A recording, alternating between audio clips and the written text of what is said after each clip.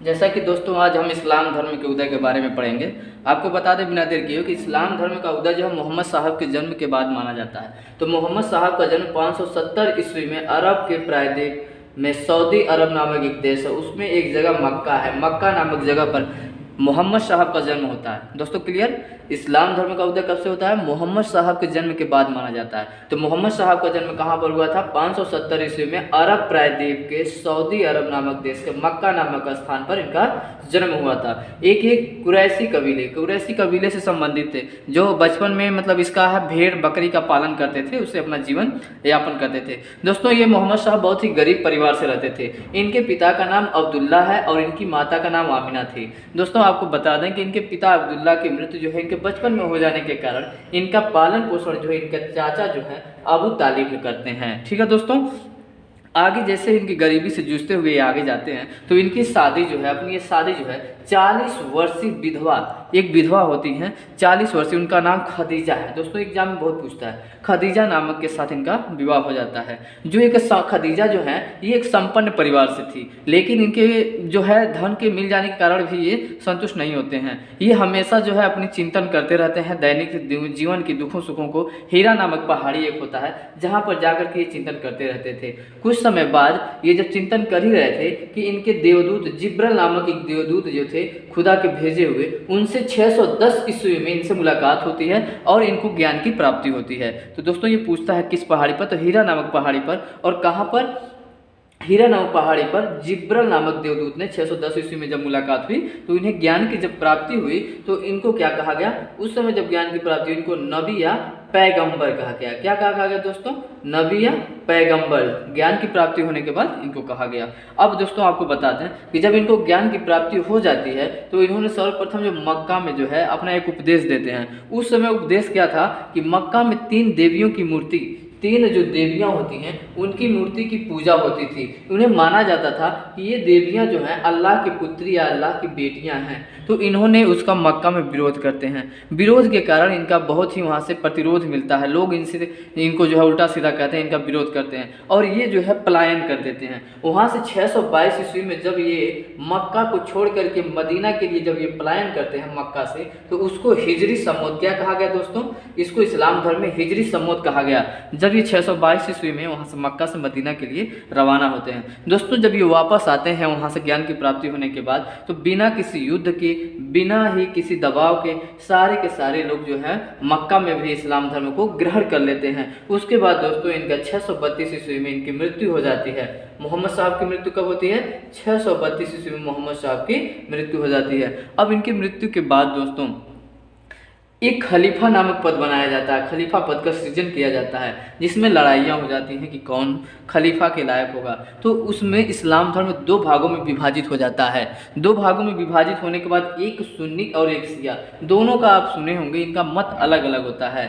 जो सुन्नी वर्ग के लोग होते हैं ये कहते हैं कि खलीफा कोई भी बन सकता है, जो मोहम्मद साहब जैसा सोच और विचार रखा हो उसको बनाया जा सकता है। जबकि शिया वर्ग के लोग क्या कहते हैं? नहीं, कोई भी ऐसा रिश्तेदार हो या खानदान हो वही केवल जो है खलीफा के पद पर बैठने के लायक होगा। तो उसमें जो होता है ये अलग अलग 2 भागों में विभाजित हो जाते हैं, एक सुन्नी और दूसरा शिया। तो पहले जो सुन्नी की तरफ से पहले जो है आपके खलीफा बनाए जाते हैं वो अबू बकर नाम बनाए जाते हैं, और शिया धर्म में जो पहला खलीफा अपना करते हैं उनके दामाद जो है अली को करते हैं। ठीक है दोस्तों, इनकी जो पुत्री थी फातिमा, इनकी पुत्री मोहम्मद साहब की जो फातिमा थी उनकी शादी अली, दामाद इनके अली से होता है। तो वही जो है प्रथम जो शिया धर्म के पैगंबर या फिर खलीफा मोहम्मद साहब के बाद बनाया जाता है। अब दोस्तों आपको ये बता दें कि इसमें जो है 5 जो है इसमें जो मूल स्तंभ होते हैं जो इस्लाम धर्म को मानना ये अनिवार्य होता है। पहला जो होता है कि आपको सजदा करना है, दिन में 5 बार जो है सजदा करना होता है खुदा के लिए। और जो है दूसरा जो है कि प्रार्थना करना होता है आपको खुदा से। तीसरा जो है अपना जो भी धन दौलत है उसका ज़कात देना होता है, दान दक्षिणा देना होता है 1/10। और यदि आपको पास कुछ पैसा बचे या आपको जीवन से बाद कुछ भी अगर पॉसिबल है तो आप हज करने के लिए जाएँ, मक्का मदीना वहाँ पर ज़ियारत करने के लिए जाएँ। और चौथा 5वां जो आखिरी है आपका वो रोज़ा है, उपवास रखा जाता है, जिसके बाद ईद की त्यौहार आती है। तो दोस्तों आपको बता दें कि इस्लाम धर्म में जो मुख्य त्यौहार है, अगर पूछा जाए कि किससे संबंधित है, तो ईद उल फित्र। ईद उल फित्र जो है दोस्तों आपको बता दें कि ये 1 महीने की उपवास जो लोग रोज़ा रहते हैं रबीउल अव्वल के बाद, उसमें जो है ये ईद उल फित्र बनती है। और ईद मिलादुन नबी दोस्तों, ये क्वेश्चन बार बार पूछता है, ये मोहम्मद साहब के जन्म के रूप में, ये जन्म के दिन। और आपको बता दें दोस्तों कि ईद मिलादुन नबी जो होता है, इसी दिन 12 रबीउल अव्वल के दिन ही इनका जो है जन्म और मृत्यु एक ही दिन हुई थी। ठीक है दोस्तों, मोहम्मद साहब के जन्म और मृत्यु दोनों एक ही दिन हुई थी। ईद मिलादुन नबी उसी के पर्व में मनाया जाता है। मुहर्रम को बता दें दोस्तों कि मुहर्रम जो है, जब जो है हुसैन और अली शहादत, कौन कौन, हसन हुसैन का आपने नाम सुना होगा, हुसैन अली इब्न जो होते हैं, हुसैन अली इब्न, वो अपने शहादत, अपने करबला जो है शहीद हो जाते हैं। करबला में एक युद्ध होता है, उसमें शहीद हो जाते हैं, तो उसकी याद में जो है मुहर्रम नामक एक त्यौहार मनाया जाता है। और ईद उल अजहा, जिसको दोस्तों क्या कहते हैं, बकरीद, आपने सुना होगा, जो बकरीद में बकरा करता है वो ईद उल अजहा। तो दोस्तों 4 त्यौहार मुख्यतः होते हैं। ईद उल फित्र, जिसको आप ईद सवैया या बनती है आप जानते होंगे। ईद मिलादुन नबी, मोहम्मद साहब के जन्म मृत्यु के कारण। और मुहर्रम जो है हसन हुसैन अली इब्न के जो करबला में जो वाक़या शहीद हुए थे उनके लिए। ईद उल अजहा एक बकरीद होता है, जिसमें काफ़ी जो है इब्राहिम अलैहिस्सलाम को जो कुर्बानी देते हैं, उसमें बकरा एक आ जाता है। एक कहानी दोस्तों बहुत ही रोमांचक है, आगे सुनाएंगे कभी, आपको समय नहीं है। तो दोस्तों इसमें एक क्वेश्चन और आपको बता दूं कि मस्जिद जो निर्माण होता है, मस्जिद जो है अवरस्त एक शैली होती है जो अरब संयुक्त प्रांत में होती है, अवरक शैली से होता है। और इस्लाम धर्म दोस्तों पूछता है कि क्वेश्चन किसमें, बहुकेश्वरवाद या एकेश्वरवाद, तो एकेश्वर पर ये जो है सिद्धांत पर आधारित इस्लाम धर्म है।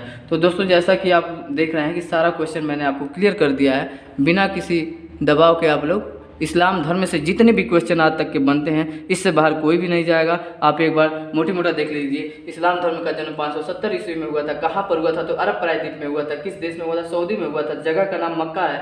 और उनका जन्म जो है किस कबीले में हुआ था, तो कुरैशी नामक कबीले में हुआ था।